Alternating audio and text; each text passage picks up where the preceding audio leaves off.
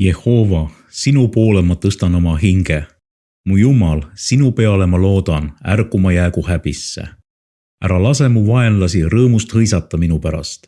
Ei jää ka häbisse ükski neist, kes sind ootavad. Häbisse jäävad need, kes sinust loobuvad põhjuseta. Jehova, anna mulle teada oma teed, õpeta mulle oma teeradu.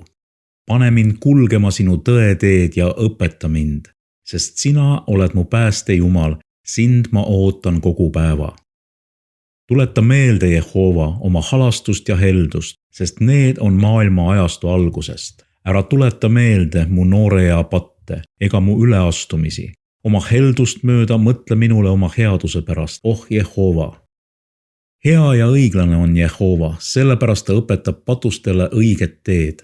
Ta juhib alandlikud kulgema õigluses ja õpetab alandlikke oma teele.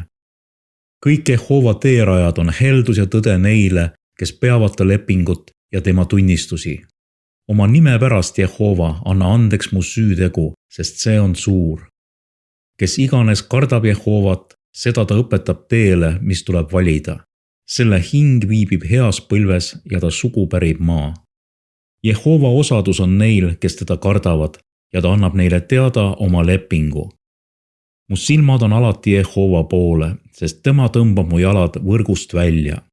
Pöördu mu poole ja ole mulle armuline, sest ma olen üksildane ja vilets. Kitsikused on laiendanud mu südame, vii mind välja mu ahastustest. Vaata mu viletsust ja mu vaeva ja anna andeks kõik mu patud. Vaata mu vaenlasi, sest neid on palju, ja vägivaldset vihavaenu, millega nad mind vihkavad.